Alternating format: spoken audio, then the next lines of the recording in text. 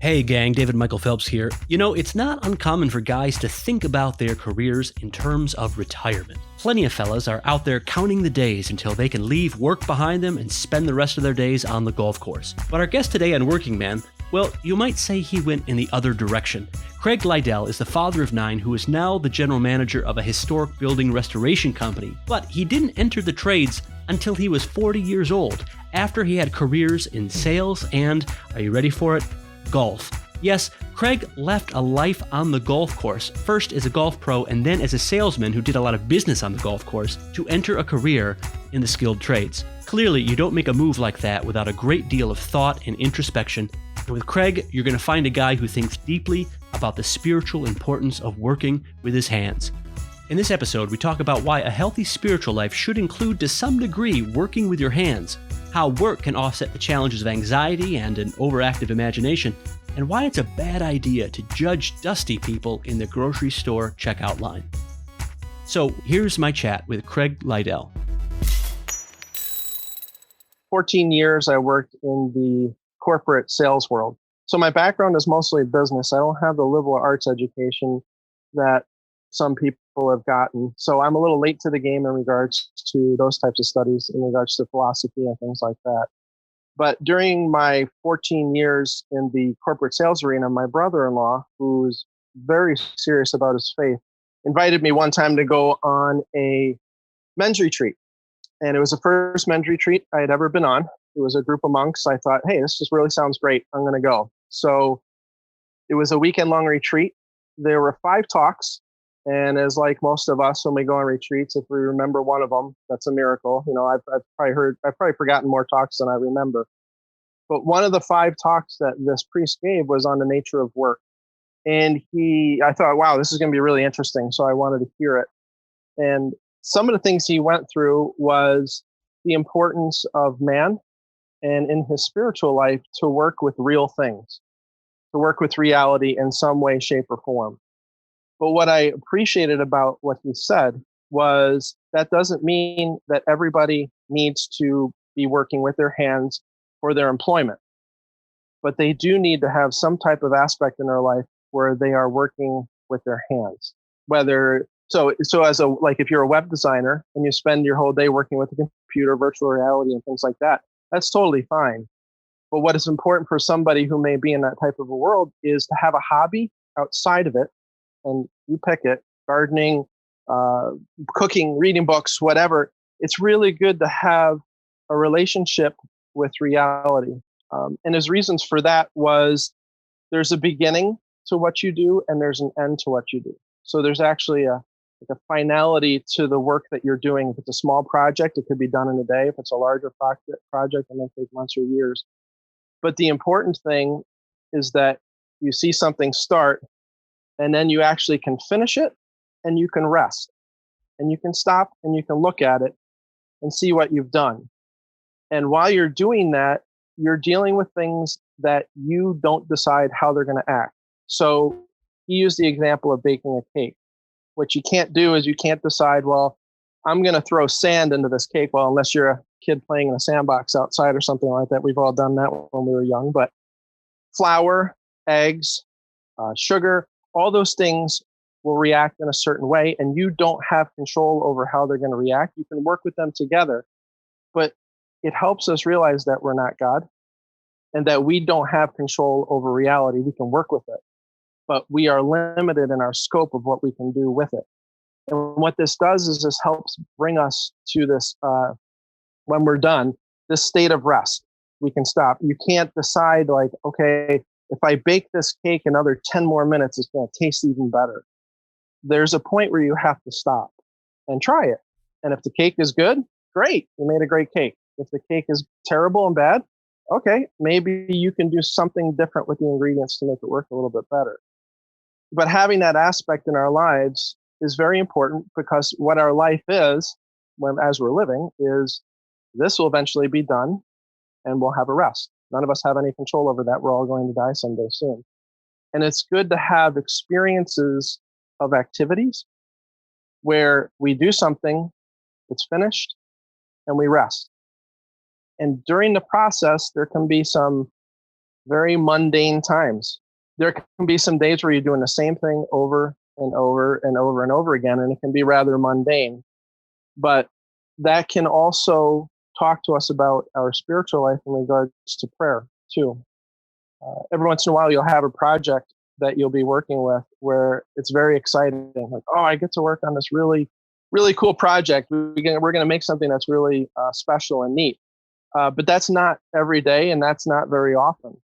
So if you try to disconnect your life from the spiritual, and then the weekend I go to mass, if you try to just take those separately, well, I just go to work during the week, then I go to mass on Sundays, and those are two different lives that I live.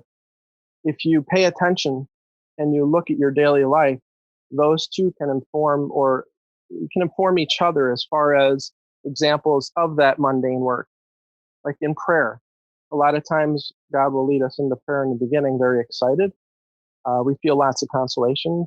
We get to work on a really great project. But maybe after about a week or so, things start to seem to get dry, and they may be dry for quite a long time. Every once in a while, you'll feel consolation. You'll get a really great thing to do, but then it'll go back to this dryness. And sometimes it can be very difficult to continue to persevere and to keep going, because it is tough. And the same is true for prayer, and the same is true for work. How many times have we been doing our work and we're wondering, okay, we're going to do the same thing today that I did yesterday, I did the day before, and it's really getting tired. I need to find something new.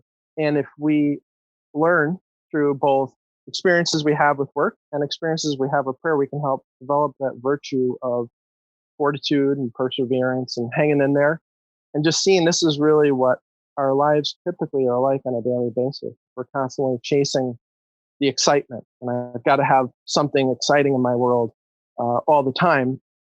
We're going to have a very difficult time with that. So the priest gave it was a great talk, and it happened while I was still in the sales world. And there are some people that are great at it. I was more of your middle of the road type of performer. I was good enough to keep it for 14 years, but it gets to be a point where it's not going to work anymore. So I left the sales world, and I decided, well, I really liked what this priest had said about working with my hands. I think I'm going to give it a shot. And I was 40 years old, 7 kids, and took a job making minimum wage, married to probably one of the most patient people in the world, and sort of restarted and kickstarted a new life in working with the trades and pursuing this idea of working with reality to see if it was everything that I had read about and thought about. And with the study of philosophy, I tried to do more in regards to studying more of the nature of things, and it's unfortunately I have to be sort of self-taught. I can't go back to school, and I don't have access to people all the time. But I found in the study of philosophy, taking that with my spiritual life and incorporating it all as a whole with work really made a lot of sense to me. And it really, things seemed to kind of go in place. And it really helped in those dry days, those dry times, both in prayer and work, where you just persevere and you see what it's like, and you work your way through it. I also heard that you had been a golf pro. Is that right? Yeah, that's how I got into sales. I guess I was assuming that in that sales position, there's just a lot of time on the golf course. Yeah. Oh yeah, there was a lot. Yeah, yep. And one of the members at the club I was working at offered me a job. He said, "If you ever want to leave this, I'll hire you tomorrow." If you're a PGA golf professional and you're interviewing for a sales job, back in the early 90s, that was a very good thing to have. The interview didn't last too long. He said, "Oh, you can play golf. Great, you're hired." So what's interesting to me about that is that if you were to say, "Hey, you get to golf a lot. That'll be your job." People say, "Wow, that's what I want to do in retirement anyway." You mean my job could do that? Right? There's this now. I don't know what your particular experience is, but I think people looking from the outside would say a heavy dose of quote unquote leisure as a part of my work. That sounds like just the bomb. Why would a guy ever want to leave that? You understand what I'm saying here, right? Someone might look at that and say, like, wow, that seems like a pretty cushy, great gig. Why not just carry on with that? Yeah, no, that's actually a really good question. In sales, there are certain people that can operate in an environment where the goals constantly change on you, and they're really good at it, and that's what they do. I myself, I like to have things I can more or less see. So our sales goals on a quarterly basis would be based on this arbitrary sort of thing that somebody in Philadelphia would make up and say, well, this is where your sales numbers have to be by the end of this quarter. And they changed constantly. So there was never that time. What struck me with the priest talk was the idea of the rest. I had a very difficult time finding rest. Any I guess times within the job where it's not where I don't work, but I can look at what I've done and say I accomplished that. Look at that. Now you could do that with sales goals, and say, okay, I hit my goal. Great, I accomplished it. But there was something, for at least my personality, to have something that I could almost touch and feel with my hands. It doesn't even have to be anything great like a sculpture or anything like that. But just installing a piece of trim on a wall. Wow, I really, that miter I got on that piece of crown molding. Boy, that came out really good this time. And whether it's a 2 seconds or whatever, it's not so much admiring yourself, but it's just that time of, okay, look, that's good. And I didn't get that in the sales world, at least in the sales job that I had. So it was very difficult. It was a very stressful period. It provided very well for my family, so I can't complain about that part. But mentally, I found it very difficult to work in that world and ever have times where I could have that mental rest, even if it was just for a few seconds, which was important to me. So, So you move into the trades, and how do you do that? hmm. What does that look like? It's like throwing yourself over the cliff, and believing God is going to be there for you. I just knew I just knew I had to do something different, and I wanted to work in a trade. So I took a job making minimum wage, working as an apprentice. If you want to be humbled, go work as an apprentice as a 40-year-old. You're working with a bunch of 18 or 19-year-olds, and you're carrying their equipment in for them and stuff. But it was exactly what I needed. It was a good time. It was stressful, obviously money wise for the family. But again, my wife was incredibly patient and just said, if this is what you think you need to do, then do it. But it was satisfying. The work itself was really good. I worked really hard. I came home very dirty, very tired, but I was tired from a physical standpoint as opposed to a mental standpoint. It felt really good to work hard and to see what I did by the end of the day, even if it wasn't much at all. Um, but it was, I won't sugarcoat it. It was very difficult to walk away. I'll never make the kind of money I made in sales doing what I'm doing now, but it helped me have hope. Yeah, I certainly developed my virtue of hope. It was great for my pride. You'd stand in the Meyer checkout lane, and when you're wearing a suit, you're in sales, and you see the guy coming up who's all full of dirt and in his overalls and stuff like that. You kind of look and go, oh man, poor guy. He's probably got a terrible job or probably doesn't like what he's doing. And there I was one day in Meyer buying something in the checkout lane, and the guy in the suit was looking at me kind of funny. And I didn't even realize what I looked like. And I thought, well, I wonder what he's looking at. And I looked down at myself and I said, wow, Lord's got a really good sense of humor because he just flipped the table on me. I was now that guy who from the outside appearance, probably hated his job. I enjoyed it. I liked it. It was good. So there you are. You're a 40-year-old apprentice, right? Yep. With the 18-year-olds around you. Did you learn Yep. anything about young men in being both their peer in the sense that you're both apprentice, but also being well ahead of them in life experience? What I learned is I wish I could give them what I knew when I was 40 in regards to the things that I've learned up to then, like with that talk from the priest. Some of these men were not open at all to discussing any of it. And they just sort of seem to have this, well, I go to work, but this is all I'm doing for now because all I care about is when I get home, I'm going to, do gaming or whatever they were going to do. at least with the ones that I worked with. It was difficult because I saw if they weren't happy, they didn't seem to have much of a goal, and I really wanted to try to get through to them. But if somebody's not open and ready to listen, you can come across as much as you can, and they just shut you off and they don't want to listen to you. So it was a time of just trying to do it by example and maybe just talking here and there. But it was I guess with the 18-year-olds and the younger men, with my experience in that job, they just seemed to be kind of coasting because they didn't know what else to do, which is a shame because if they only knew what they could learn from their work and just in their life in general, it would have been great if they had had that background a little bit more that I had gotten later on in life. What do you think it is that prevents any guy really from not realizing what work is capable of giving them? Because that's not uncommon, right? I think that, well, I'm going to go get this job. It's going to fund my gaming hobby or my truck or whatever it is. What do you think is at the root of only being able to see that far? I think a lot of it has to go back to what I was talking about with the mundane days, the dry days. We like to be excited. Um, we always want things quickly in this time. It seems like uh, keep me entertained, keep me entertained. So we start a job. Well, this job's no fun. It was fun in the beginning, but now I'm not having fun because I'm doing the same thing every day. I think I'm going to move on to the next excitement. And they're just going to find the same thing at the next job and next job.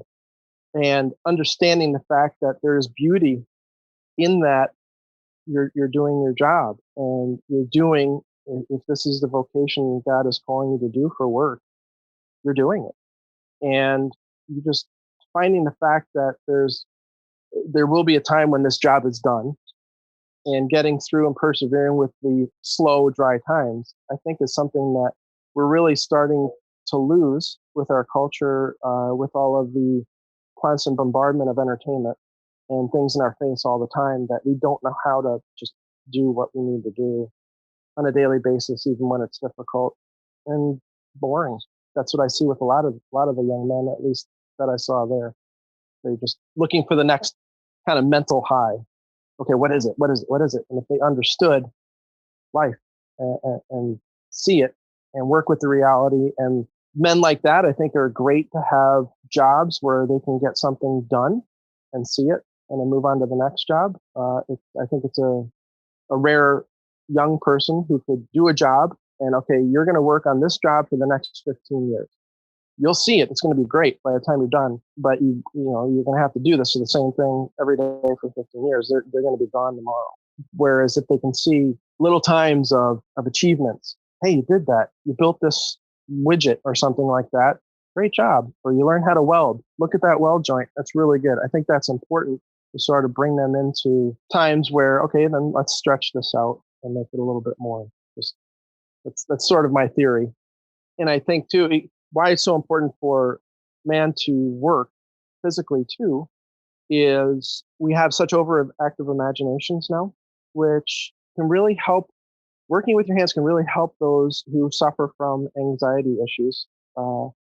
Too, I've learned that when somebody is spending too much time in their head and they are starting to see things that make them anxious about stuff, it's very good when you can get them to just do something with their hands, build a birdhouse. I mean, anything really, just so that they can sort of start to feel reality in the way it is, as opposed to just seeing things from what's going on in your head, what your head is telling you constantly all the time, which may not be true. Those are the reason I know that is I had some difficulties with anxiety when I was younger, and the times when my brain was able to rest was the times when I was able to work with my hands.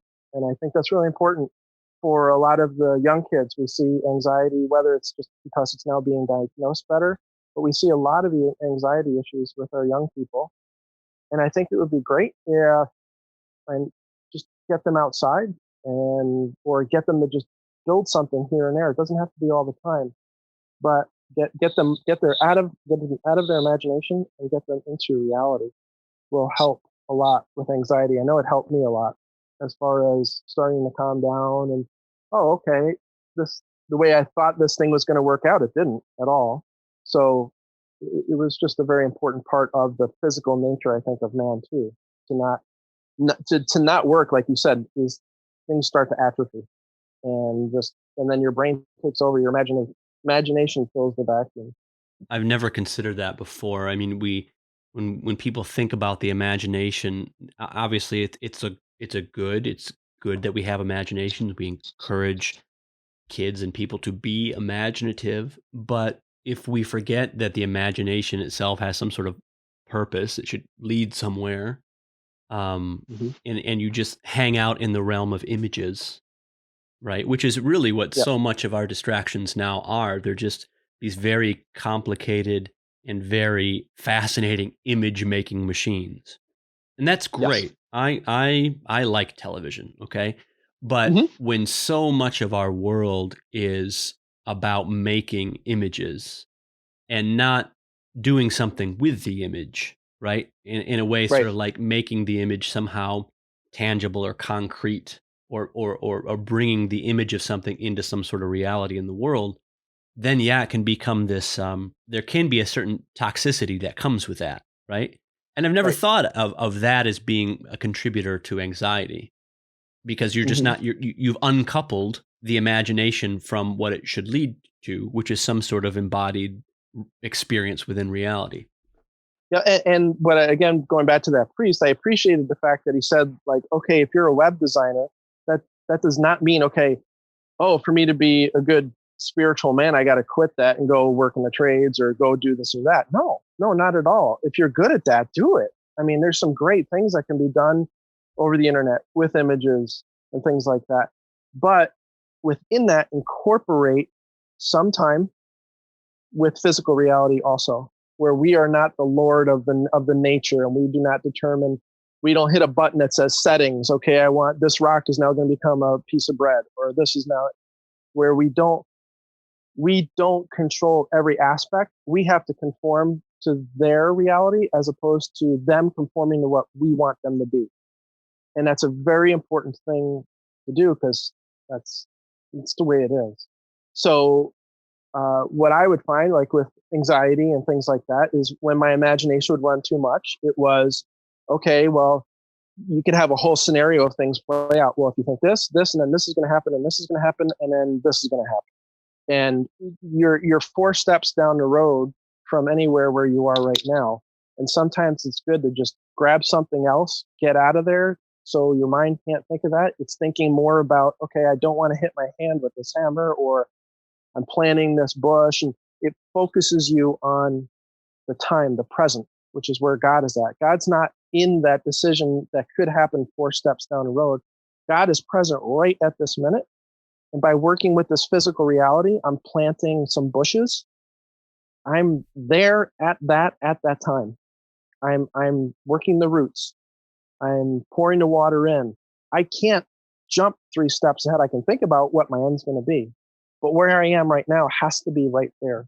And I think that's a very important thing for us as humans to do at times, just to stop and just deal with the actual present. And things like hobbies with your hands, I think, is really great. Now, if you can do it for a living, great. Well, that's really interesting. It occurs to me as you're talking that I'm rethinking some ideas I've had about our imagination. There's this lengthy poem by William Wordsworth called The Prelude, which is, in a way, it's sort of a poetic autobiography. And there's this passage where he's telling this story where, as a young man, he set out to take a hike and cross the Alps. And he was, on this hike, and he came to a sort of fork in the trail, and one path went down and one path went up. And he said, well, I mean, clearly the path that leads up is the one I need to take. I'm crossing the Alps. And so he takes that path, and eventually he sort of gets lost and gets separated from his group or something like this. And he comes across like a goat herd, with his goats out there, whatever. And he says, "Hey, excuse me, I'm trying to find my way. Can you tell me?" And the goat herd tells him, "Well, that fork in the road back there, you had to take the path that went down." Yep. And he says, "Oh, okay." So he goes back and he takes the path down, and it takes him down into the valley, and he realizes, oh, I guess I already crossed the Alps. He thought there was still more, right? Yep. He Hmm. couldn't, and at first he was very disappointed because he had imagined the Alps to be even greater than they actually turned out to be in reality. And at first that was a source of disappointment for him. But his takeaway from it on reflection was, oh, wow, even the Alps can be outstripped by my imagination. And his lesson for that is actually quite beautiful. His lesson was that our heart's home is with infinitude and only there. In other words, he took our human capacity for imagination to be, we can always imagine more. We can always imagine something more, something better. Hmm. And for him, that's a hint that we're designed for heaven, which is a beautiful idea. Now, that being said, I think the romantic notion is that, well, therefore we hang out in our imagination, right? We hang out always there. But as I listen to you talk, it's like, well, yes, imagination's fine, but you are a finite creature. Imagination may be infinite, but work has a finitude to it, and it forces you to be here and right now, because the present is the here and now, where we actually have the opportunity to meet God, even if we can imagine him ever greater and are drawn towards that way. That's fantastic. I mean, and it's true, isn't it? I mean, that's true about who we are. We're spiritual and bodily. We're both, and the spirit doesn't have those limitations the body has. And there's a sense in which imagination, when it goes wrong, is really anxiety. I mean, maybe I don't know enough about this. Maybe you can tell me, but it occurs to me that perhaps anxiety is just, imagination taking over and running wild. Yeah, people are going to experience anxiety in different ways, but at least for my own sense, and if you have people who are anxious, yeah, it is. You can project the future out so far, and it can get so ridiculous at times that it's almost difficult to bring that kind of a person back to the present. And one of the worst things you can tell an anxious person is, well, stop worrying about it. You're crazy. You're really not. You're not that you're crazy, but that hasn't even happened yet. Why are you even thinking like that? You can't tell an anxious person that, because all they need is for one time for it to actually happen, what they're imagining. Then it just almost sort of fuels the fire. Like, okay, well, if I do this and then I do this, then I'm going to lose my job. And then that actually plays out. You can't tell an anxious person, well, just forget about it. Stop worrying about it. That doesn't work. You need to, at least from my experiences, you need to bring them back. The imagination, like you said, is a very good thing because it does. It helps us in prayer. I'm praying the mysteries of the rosary, and I can use my imagination to put myself at any of the mysteries, the coronation, and all those things. And it's incredibly useful for that. So thank God we have it. But when it's used in daily life and it gets out of hand, you've got to get that person back to present. And one of the best things you can do is throw something right in front of their face and make them work on it. If I see one of my kids start getting anxious about something, oh well, I'm worried about this or this and that. Hey, come over here. Let's mow the lawn. Let's trim. Let's trim. Let's. We gotta get you back to the present. And for me to work with my hands physically was very important because it did that. It forced me to do it. Now you do the monotonous things. You put up roof tile for 3 days in a row. Well, after a while, you can start letting your imagination run and be perfectly fine while you do your work. But there's still something about being outside or just working with something physical that is helpful for somebody who kind of gets a little too far down the road on themselves. That's what it seems like in my own personal experience. Now, how somebody else would experience their anxiety is going to be completely different. Sure. Yeah. I mean, obviously, there's a lot to that, and you can't overly simplify it. But it does occur to me as fascinating to think that, one of the things work does is puts us in the mode of having to deal with limitation, and Yeah. be able to focus and be able to, the things that are not, sort of immediately applicable to whatever we're doing, we on a practical level have to be set aside to some degree.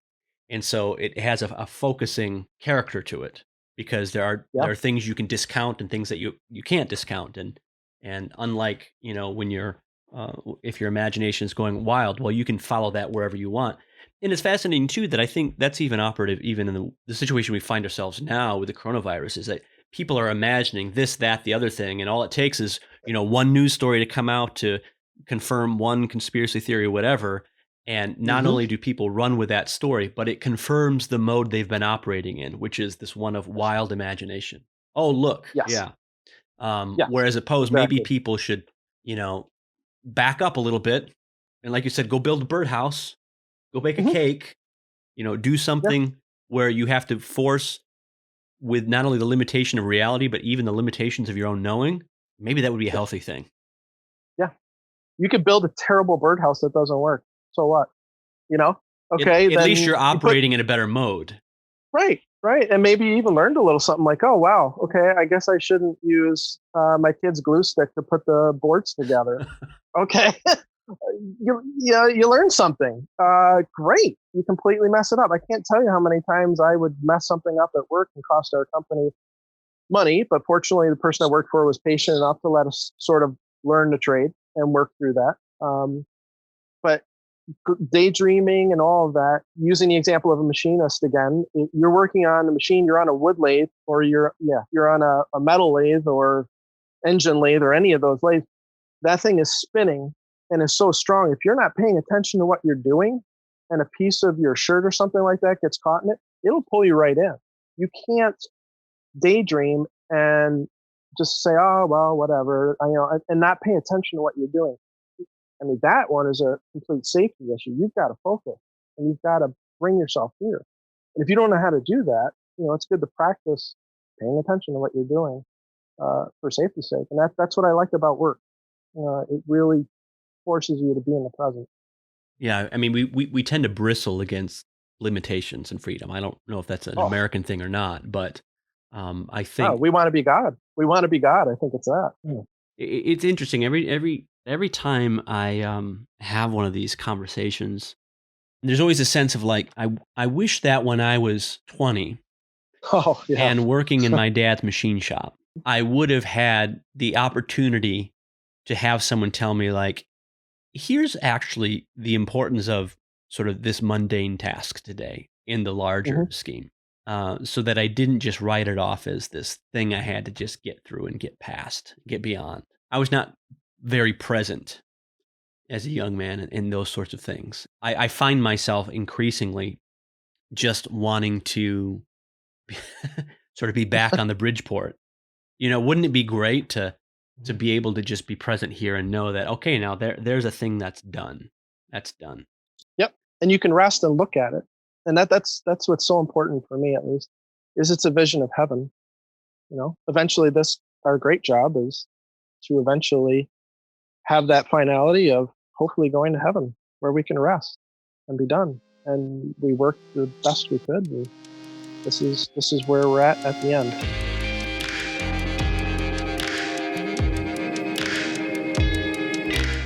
Hey, thanks for listening, folks. Just a quick reminder here before sign off. Working Man is the official podcast of Harmel Academy of the Trades. Applications have started rolling in for our inaugural program this fall, so if you know a young man interested in being trained in a high-demand skilled trade while being formed in his Catholic faith, please encourage him to check us out soon and to send us his application. We're really excited about welcoming this inaugural class, and it's shaping up to be a class of excellent young men. So if you know a fella that would fit the bill, please share this podcast with him or send him to harmelacademy.org or have him check us out on Instagram, Twitter, or Facebook. In the meantime, thanks again for listening, and we will see you all soon.